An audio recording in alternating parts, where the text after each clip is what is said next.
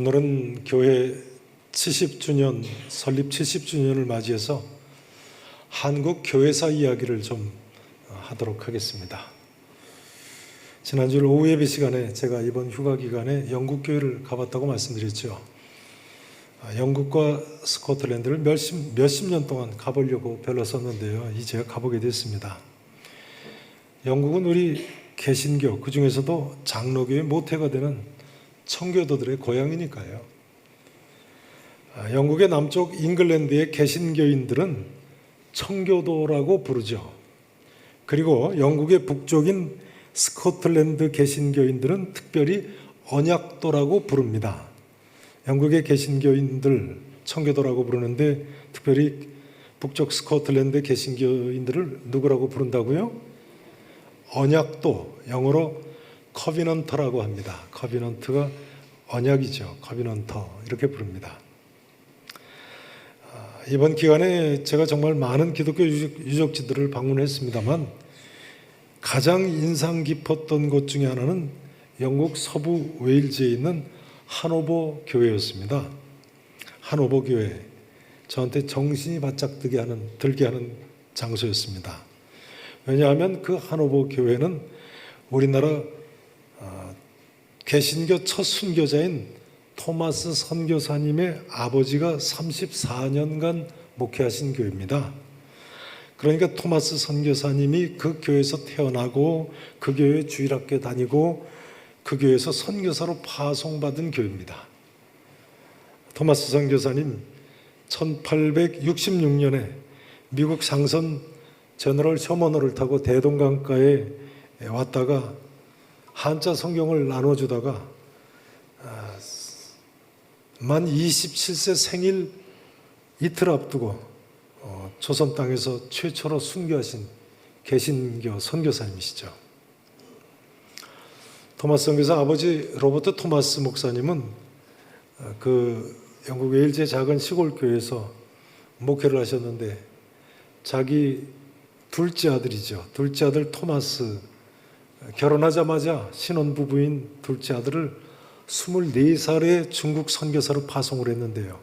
26살에 조선 땅에 들어오자마자 순교를 했어요. 그러니 그 어머니 아버지 속이 얼마나 괴로웠을까요? 자, 그러면요 이제 우리 모두 이 질문에 답을 해야 합니다. 그러면 26살에 대동강에서 순교한 토마스 선교사의 죽음은 헛된 죽음인가? 어떻게 생각하십니까? 조선 땅에 선교를 하러 들어왔는데 들어오자마자 26살에 죽은 젊은이의 죽음, 헛된 죽음인가요? 물론 안타까운 죽음입니다만 결코 헛된 죽음이 아닙니다. 우리 하나님께서는 그렇게 무심하신 하나님이실 리가 없지요. 들어보세요. 토마스 선교사님이 순교할 때 조선군이 제너럴 셔먼호를 불을 살라버리니까 선교사님이 배에서 내려와가지고 여러 사람에게 성경을 나눠줬습니다. 그런데 이것이 1907년 평양 대부흥의 기초가 됩니다. 그리고 평양성이 동방의 예루살렘 성이라고 불리우게 된 계기가 됐습니다. 당시 12살이던 최치량이라는 소년이 있는데요. 이 최치량 소년이 토마스 선교사가 주는 성경책 3권을 받았다는 거예요.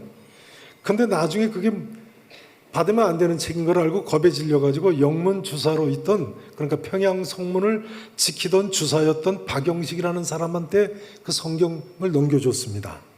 근데 이 주사 박영식이 그 성경책을 찢어가지고 자기 집 벽에 도배를 했다는 거예요.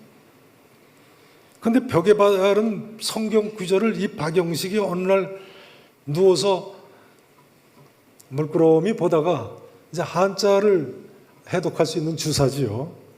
그 내용을 알게 되니까 믿게 됐다는 거예요. 그 놀랍게도 그 박영식의 집이 평양 최초의 교회가 됩니다. 널다리 교회라는 교회가 됩니다. 널다리골 교회. 훗날 이 교회가 평양 대부흥운동이 시작된 장대현 교회가 되죠. 장대현 교회예요. 뿐만 아니라 또 놀라운 사실은요, 토마스 선교사님을 찔러 죽인 박춘권이라는 사람이 있습니다.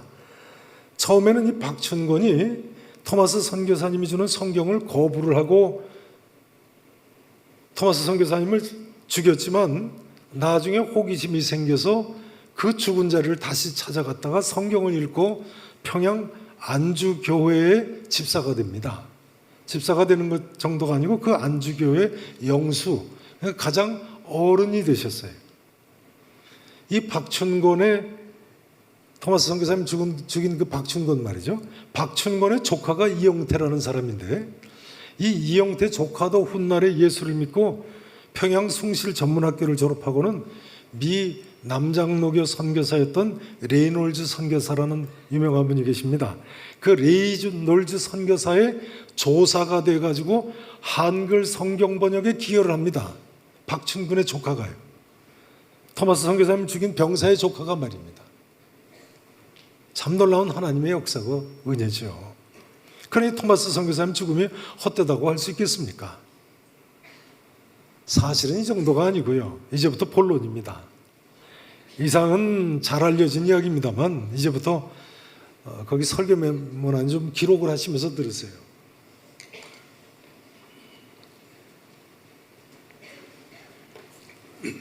젊은 토마스 선교사가 1866년에 대동강가에서 순교했다는 소식을 영국 사람들이 들었는데요.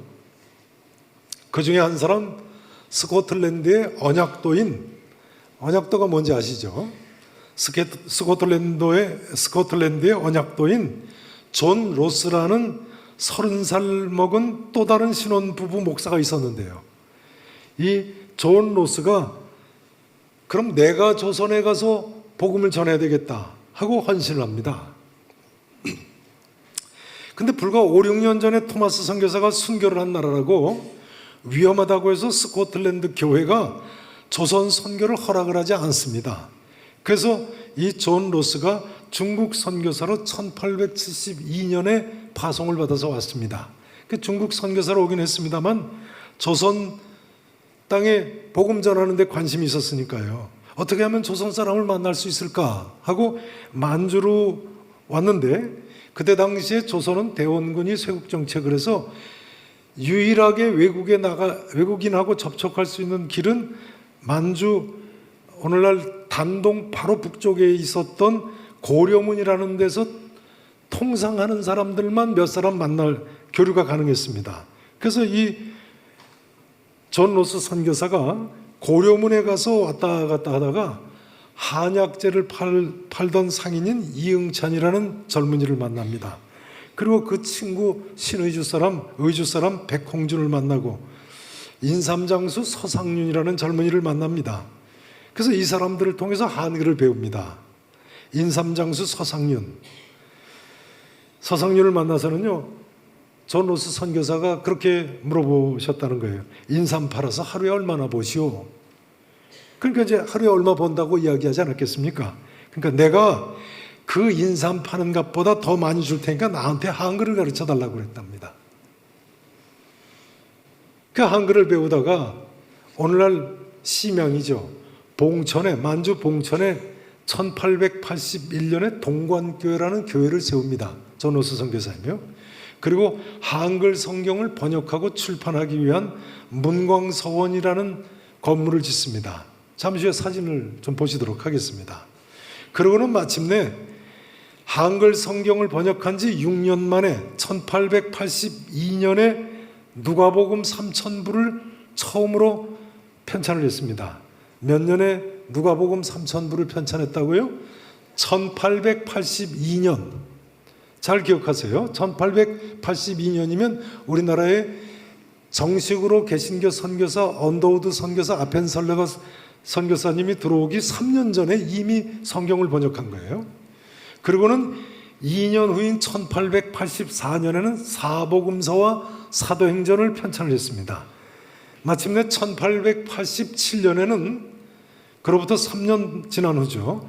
우리나라 최초의 신약 성경을 편찬을 했습니다.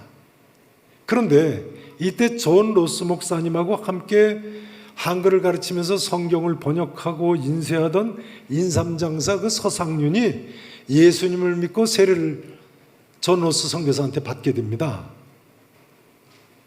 그러고는 1883년, 그러니까 누가복음 편찬하고 바로 그 다음해죠. 그 누가복음을 조선 땅에 전하기 위해서 가지고 전도하러 의주에 왔다가 서울까지 내려옵니다. 근데 서울에 오니까 아직 예수를 마음대로 못 믿고 핍박을 하는 거죠. 그 핍박이 심하니까 피해가지고 외갓집이 있는 황해도 장현의 소래마을로 가서 동생 서경조하고 함께 우리나라 첫 교회인 소래교회를 세웁니다. 동생 서경조는 평양신학교 1회 졸업생 7명 중에 1명이 되죠. 그러니 여러분, 토마스 선교사님의 피가 헛된 것이 아니죠. 토마스 선교사의 순교가 존 로스 선교사님의 헌신을 가져왔고, 그 존 로스 선교사님이 이 인삼장사 서상륜을 전도해서 우리나라의 첫 교회가 세워졌으니 말이죠. 토마스 선교사님의 순교는 이처럼 헛되지 않을 뿐만 아니라요, 사실은 한 알의 밀알이 땅에 떨어져서 100배, 1000배, 10,000배의 결실을 맺었습니다. 잘 들어보세요. 1885년 4월 5일 부활절에 언더우드 선교사님, 아펜셀러 선교사님이 한국 개신교 첫 공식 파송 선교사로 인천에 들어오지 않으셨습니까? 그러니까요, 우리나라는 무슨 이야기냐면요, 파송된 선교사를 통해서 복음이 전해지기 전에 이미 자국어 성경을 가진 나라예요. 이런 예는 세계 선교 역사상 없답니다. 파송된 선교사가 오기 전에 이미 자국어 성경으로 번역된 성경을 가지고 있었어요. 왜냐하면 언더우드 아펜셀러 선교사 오시기 이미 3년 전인 몇 년이요? 1882년에 존 로스의 누가복음이 편찬이 됐으니까요. 그리고 1년 전에 사복음서와 사도행전이 편찬이 됐으니까요. 그 정도가 아니고요, 우리나라는 특이하게도 선교사님들이 들어와서 복음을 전하기 이전에 벌써 그 성경을 읽고 예수 믿는 사람들이 생겨서 선교사들이 들어와서 세례를 베풀어 주기를 기다리고 있었다는 거예요. 참 놀랍고 특이하죠. 물론 토마스 선교사님의 순교와 존 로스 선교사님 같은 분들의 헌신의 결과입니다만, 우리 민족에 하나님의 놀라운 은혜가 임한 겁니다. 1887년 9월 27일 날 서울 정동의 언더우드 선교사 댁 사랑채에서 우리나라 최초로 조직교회 예배를 드렸습니다. 이것이 우리나라 첫 장로교 조직교회인 광화문 세문안교회 시작이죠. 1887년 9월 27일인데요. 언더우드 선교사님 댁 사랑채에서 모임을 가졌는데, 이때 모인 사람이 14명이 모여서 세례도 베풀고 장로도 2명 세우고 했는데요, 그때 예배에 참석한 14명 중에 13명이, 14명 중에 몇 명이요? 13명이 글쎄 그 인삼장수 서상륜이 전도해서 기독교인이 된 사람이라는, 이 첫 예배에 인삼장수였던 서상륜도 참여하고 존 로스 선교사님도 만주에서 와서 첫 예배를 드렸다는 거예요. 예배 인도는 물론 언더우드 선교사님이 하시고요. 자, 이제 이 말씀을 드려야 되겠습니다. 언더우드 선교사님이 한국에 오자마자 처음 한 일은 고아원을 세운 일이었습니다. 1886년에 언더우드 고아원을 세우는데요, 86년이니까 85년에 오셨으니까 1년 이내에 이제 고아원을 세웠는데요, 이 언더우드 고아원에서 어릴 때부터 양자같이 사랑하며 키운 애가 나중에 독립운동가 김규식 박사가 되죠. 김규식 박사 후에 그 세문안교회 장로님이 되고 세문안교회 건축할 때 건축위원장까지 지냈는데요, 핍박이 나니까 상해로 피신해서 상해 임시정부 부주석을 지내죠. 주석이 백범 김구 선생 아니십니까? 김규식 박사와 같이 해방되고 남한의 김포공항에 내리죠. 언더우드 선교사의 아들 같은 사람이 임정 부주석 김규식 박사입니다. 그런데요, 잘 들어보세요. 그 김규식 박사의 처제, 그러니까 부인의 동생의 여동생의 시아버지가 바로 그 인삼장수 서상윤입니다. 좀 복잡하십니까? 김규식 박사나 처갓집 식구들이나 인삼장수 서상윤의 아들 손자까지 다 유명한 우리나라의 독립운동가들입니다. 인삼장수 서상윤이 그 김규식 박사 처갓집 식구들을 전도를 했다는 거예요. 왜냐하면 김규식 박사 처갓집 식구들이 바로 소래교회가 있는 황해도 장현 사람들이거든요. 인삼장사던 서상윤의 전도를 받고 예수 믿고 다 애국자들이 되게 된 거예요. 그 중에 우리나라 대표적인 여성 독립운동가인 김마리아가 나왔죠. 김마리아 아십니까? 유관순 열사 다음으로 중요한 여성 독립운동가 김마리아 여사 아닙니까? 그 김마리아는 김규식 박사가 고모부입니다. 고모부예요. 하여간 우리 민족이 기독교에 큰 빚을 지고 있습니다. 일제시대 일본 사람들이 1938년에 조선교육령을 발표하고 한글을 사용하지 못하게 했습니다. 학교에서 일본어만 쓰게 했습니다. 그런데 여기 보세요. 이 한글 성경이 교회에 있어서 아무리 일본어만 쓰게 해도 우리나라 사람들 교회만 가면 한글을 배울 수 있었다는 거예요. 자, 이제 이 말씀을 더 드려야 합니다. 이처럼 1883년 인삼장사던 서상윤하고 동생 서경조가 소래교회를, 우리나라 첫 교회를 세웠는데요. 1896년에 이르러서는 서경조, 그러니까 동생이죠, 서경조 장로가 백령도까지 배를 타고 가서 우리나라 두 번째 개신교회인 백령도 중화동교회를 세우게 됩니다. 백령도 중화동교회 아십니까? 우리 인천노회 소속교회죠. 우리나라 두 번째로 세워진, 소래교회 다음으로 세워진 개신교회입니다. 1900년 9월에는요, 언더우드 선교사님이 자기 아내하고 큰아들 원한경 아시나요? 연대 교수였죠. 그 원한경까지 데리고 백령도까지 내려가서 7명한테 첫 세례를 베풉니다. 몇 명이요? 7명한테 첫 세례를 베풀었는데요, 언더우드 선교사님이요. 그 백령도에서 첫 세례 받은 7명 가운데 한 분이 10대 초반에 세례를 받은 허간 목사님이 됩니다. 허간 목사님이라고 들어보신 분 계신가요? 백령도 분들은 허간 목사님을 다 아십니다. 그 허간 목사님 백령도 제자들이 우리 교회 허성교 장로님이시고 김진경 장로님이세요. 2부 예배 마치고 김진경 장로님 참석하셔서 여쭤보니까 허간 목사님한테 세례 받으셨다고 그러더라고요. 그러니까 언더우드 선교사님이 백령도 가서 첫 세례 준 7인 중에 한 분한테 세례 받으셨어요, 우리 교회 장로님들이. 게다가 우리 교회와 형제교회인 인천 제2교회 세우신 이승길 목사님, 황해도 분 아니십니까? 이승길 목사님은 첫 교회인 소래교회가 있는 황해도 장현읍에 있는 장현읍 중앙교회에서 10년간 담임 목회를 하신 분이세요. 그러다 1930년대 우리 교단 총회장까지 하셨습니다만, 인천 상륙작전 후에 인천에 오셔가지고 인천 제2교회를 세우시죠. 아들 둘을 두셨죠. 아들 둘을 두셨는데 작은 아드님이 우리 교회 송준실 권사님 남편이세요. 복잡하십니까? 그러고 보면요, 교회를 세우시는 하나님의 손길이 꼭 벽에 거는 대형 테피스트리와 같습니다.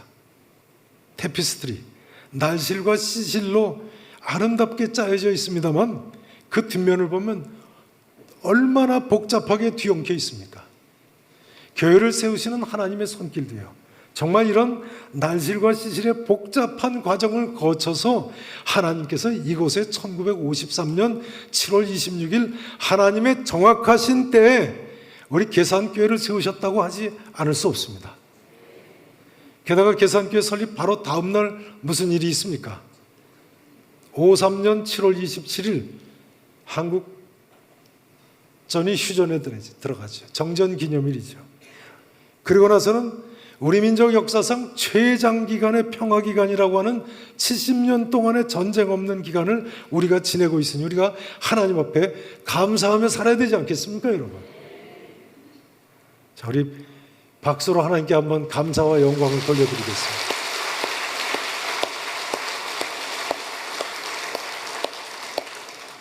잠깐 전면의 스크린을 좀 보시죠.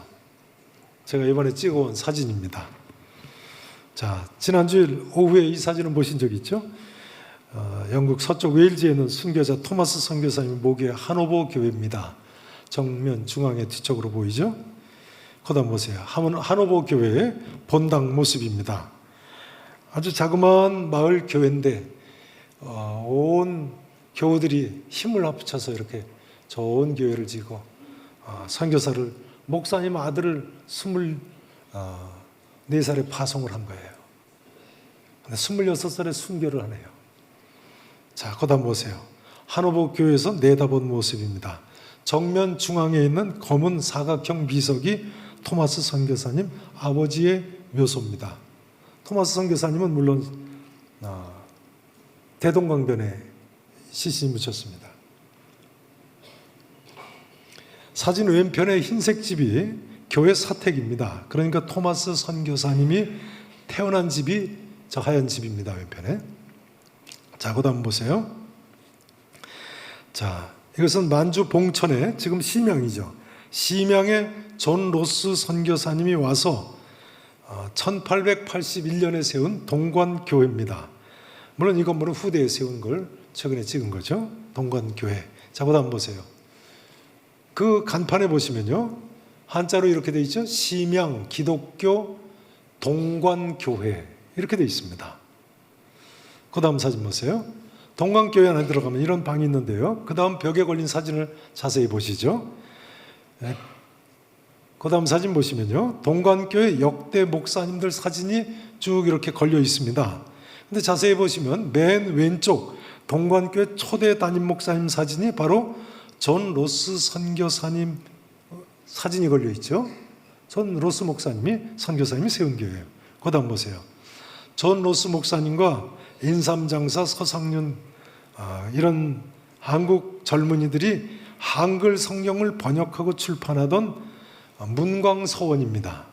동관교회 안에는 문광서원에 지금은 좀 개조가 되어 있죠. 그 다음 보세요. 그 입구에 동판을 붙여놨는데요. 자세히 보시면 이렇게 쓰여져 있어요. 조선글 성경을 번역한 구지, 예터 이런 뜻이에요. 그러니까 이 자리에서 존 로스 목사님과 서상윤 같은 젊은이들이 한글 성경을 번역해서 출판한 거예요. 자, 그 다음 보세요. 바로 그 문광서원의 동관교회 우리 북한 선교부 부원들이 몇 년 전에 가서 찍은 사진입니다. 제가 이분들 허락을 안 받고 이렇게 띄워서 괜찮을까 모르겠습니다. 자, 그 다음 보세요. 자, 큰 교회죠. 스코틀랜드 에딘버러에 있는 존 로스 선교사님을 파송한 교회 메이필드 장로교회라는 교회입니다. 이렇게 큰 교회니까 저렇게 동관교회도 세우고 출판소도 세우고 인삼장수, 인삼값보다 더 많은 돈도 주고 하겠죠. 존 로스 선교사님은요, 중국에서 38년간 선교를 하십니다. 그리고 은퇴를 하시고 이 메이필드 장로교회로 돌아가서 장로로 5년간 봉직을 하십니다. 그리고 1915년에 74세를 일기로 돌아가셨습니다. 참 훌륭한 분이죠. 자, 그 다음 보세요. 자, 아는 사람이죠? 네. 자, 누구의 무덤일까요? 존 로스 선교사님의 무덤입니다. 메이필드 교회 근처에 공동묘지에 있어서 찾아가 봤습니다. 하여간 저는 이번 휴가에 교회하고 공동묘지만 찾아다녔습니다. 네. 자, 되셨습니다. 잘 보시면 되겠습니다. 이제 이 말씀을 드리지 않을 수 없습니다. 사실을 말씀드리자면요, 교회는 이처럼 하나님의 엄청난 역사와 은혜 가운데 수많은 믿음의 선배들의 눈물과 땀과 피로 세워진 교회입니다. 사실은 한국 교회만 이렇게 세워진 것이 아니죠. 누구보다도 모든 교회는 예수 그리스도의 보혈의 피로 세워지지 않았습니까? 교회는 그야말로 예수님께서 자기 피로 세우신 교회입니다. 근데 오늘 본문에 보면요, 사도 바울은 에베소 교회 장로들을 밀레도에 불러가지고 교회는 하나님이 자기 피로 사신 교회라고 합니다. 하나님이 자기 피로 사신 교회. 그러니까요, 무슨 이야기입니까? 예수님이 피를 흘리신 것은 하나님이 피를 흘리신 것과 마찬가지군요. 그렇죠. 예수님은 하나님의 아들이시고 사실상 하나님이시니까요. 오늘 본문을 보면 사도 바울은 이렇게 또한 가르치고 있습니다. 여러분은 자기를 위하여 또는 온 양떼를 위하여 삼가라 하면서요, 성령이 그들 가운데 여러분을 감독자로 삼았느니라. 그리고 하나님이 자기 피로 사신 교회를 보살피게 하셨느니라 합니다. 누가 우리를 양떼 가운데 감독자로 삼으셨다고요? 성령님께서요. 성령님께서 우리를 목사로, 전도사로, 혹은 장로로, 집사로, 권사로, 교회학교 교사로, 찬양대원으로 세우신 줄로 믿으시기를 바랍니다. 틀림없습니다. 그러므로 고린도전서 12장 8절 이하에 보면 성령님께서 우리에게 직분도 주시고 각양의 은사도 주시고 감당할 능력도 주신 것임을 보여주고 있습니다. 이제 중요한 점은 이것입니다. 그러므로 사도 바울은 이렇게 권면합니다. 자신을 위하여 또는 온 양떼를 위하여 삼가라. 여기 삼가한다는 말은 영어로 take heed, 조심한다 또는 주의한다는 뜻입니다. 우리가 조심하고 삼가 주의해서 이제는 살아야죠. 마태복음 7장 15절, 마가복음 13장 23절 같은 데 보면요, 예수님께서는 이 삼가라는 단어를 거짓 선지자, 거짓 그리스도, 이단들을 주의하라고 하실 때 사용하고 계십니다. 조심해야죠. 이제 이 한마디로 오늘의 말씀 증거를 마쳐야 되겠습니다. 하나님께서 우리에게 한없는 은혜를 이처럼 베풀어 주심으로 또 수많은 믿음의 선배들의 땀과 눈물과 피 흘림의 결과로 오늘날 우리가 보는 한국교회를 세우셨습니다. 그리고 또 70년 전에 이곳에 우리 계산교회를 세우셨습니다. 특별히 하나님의 피인 예수 그리스도께서 보혈을 흘리심으로 우리 교회가 세워진 줄로 믿습니다. 우리 모두 계산교회 70주년 기념일을 맞이했어요. 모든 영광을 성부 하나님과 성자 예수님과 또한 성령 하나님께 돌리시기를 진심으로 바랍니다. 또 한 가지가 더 있습니다. 그러면 나는 어떻게 살 것인가? 그러면 나는 어떻게 살 것인가? 정신 차리고 조심하고 말이죠. 주의해서 일평생 하나님 뜻대로 순종하며 사실 수 있기를 우리 구주 예수 그리스도 이름으로 간절히 축원하겠습니다. 기도하시겠습니다.